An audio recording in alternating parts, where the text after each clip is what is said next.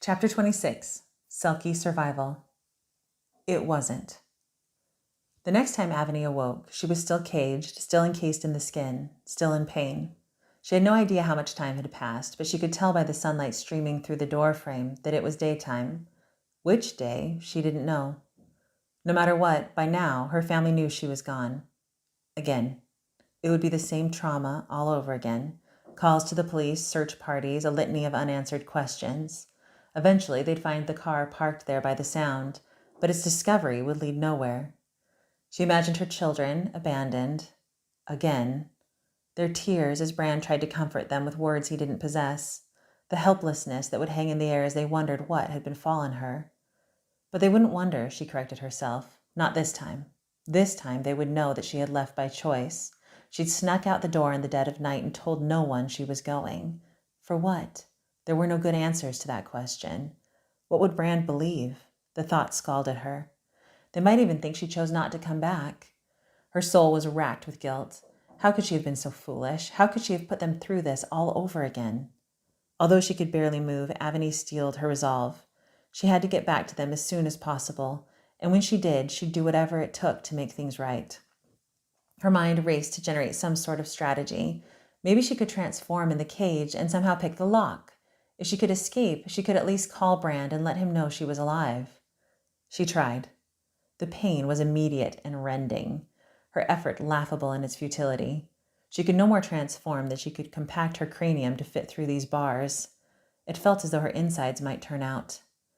As she lay panting on the floor of her cage, drenched in sweat from her 10-second foray into self-abuse, the door opened and the woman strode through, a bucket in one hand and a canister in the other. She squatted down beside the cage, her khaki pants wrinkling at the joints, and smiled at Aveny. "You're awake.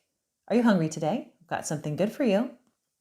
Her eyes sparkled when she smiled, and Aveny noticed more than a sprinkling of shining silver hair entwined in her cherry locks. The woman opened the door and slid her hand inside, brushing a small fish gently at Aveny's mouth. She opened slightly and tasted the refreshment of moisture on her tongue. Suddenly, she was starving. She gulped it down greedily and almost immediately regretted it. It came lurching back out in a gut-wrenching spew. The woman gave a low hum, opened the cage, cleaned up the mess, and sat down on the floor beside her, gently running her hand along Aveny's head and down her neck to where the bandages began. Aveny thought for a brief moment of making a run for it. It was only a fantasy. She could barely move, and without the ability to transform, where would she go? The woman hummed as she stroked Aveny's skin. The soothing sounds calmed Aveny and reminded her of her grandmother comforting her childhood fears. Who would comfort her babies, she wondered. Aveny began to cry again, a soft whimpering sound emitting involuntarily from her throat. The woman stopped, brushed her face gingerly, and said, "It's okay, baby. I know it hurts. It's going to get better, but we need you to eat and drink so you can heal." Aveny clung to her words. She could get better. She wasn't dead. She could still heal and make this right. It was going to be okay, maybe, someday. It quickly became evident that someday wasn't coming soon. Aveny continued slipping in and out of consciousness, blending hours into days.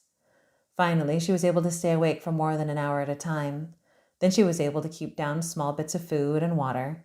Finally, she could even move a little, if she was careful. She had no concept of time, except that it felt like eternity. One night, Aveny stayed awake after the woman had gone, a plan hatching in her ravaged mind. She had paid close attention and discovered that her cage wasn't even locked. If she could transform and get her fingers through the bars to the safety latch, she could escape. She could finally go home. Carefully, she attempted to transform. Nothing happened aside from a jarring, side-splitting pain. She tried harder. Sweat poured from her flesh, her mind fixated on withdrawing from the skin, on escaping the cage and finally making it home. She strained against the impossible, feeling its bonds stretch against her force. The unsuccessful attempt almost killed her. When she finally surrendered, her body felt like a salted slug. Her bones ached like they'd splintered from the pressure. She slept for a long time after that. She didn't want to wake again. Still, she was healing. She got a little better and a little stronger every day, and she thought of Brand, Tally, Brecken, and Luca with every breath. One day, the woman presented her with a bright red ball. Well, this is a whole new low, Aveny thought, burying her nose beneath one flipper. "Come on, you can do it," the woman urged, releasing the toy through the bars. The ball rolled like a clown car across the cage floor and bumped feebly into Aveny's snout. She stared at it mutely for a moment, sighed, and gave it a nudge to show the woman she was improving. It squeaked. Every night, Aveny tried again to transform. Other animals housed in surrounding cages like the world's most bizarre apartment complex watched her struggle with perplexed interest. Every night she failed. Until one particularly moonlit night. The pain was excruciating, more intense than giving birth to all 3 of her children combined. It felt eerily similar, like she was somehow birthing herself. As she pressed forward, she felt the bonds that had constrained her snapping against the force of her will. And then she was free, shaking and blood-soaked, but free nonetheless. Aveny clutched the red-stained skin to her chest, rocking back and forth and struggling not to vomit. She desperately longed to sleep, but knew she had to move while she still had the chance. She reached her trembling fingers through the bars and gently lifted the dual latches that held her bound. It was ironic how something so small and so simple had contained her so completely. The cage door swung open and she slid out onto the linoleum floor, pulling the skin behind her. It was cold and alien out there. Aveny was afraid. She stood, unsteady on her unused legs, and limped painstakingly toward the door. I really hope they don't have a security camera, she thought as she pushed open the door and gazed into the room beyond. It looked like a cross between a vet's office and an emergency room, which, she supposed, it was. But the only thing she cared about was mounted there on the wall, a phone. She made her way to it and shakily dialed Brand's number. He answered on the first ring. "It's me," she said. And then she slid to the floor and remembered no more.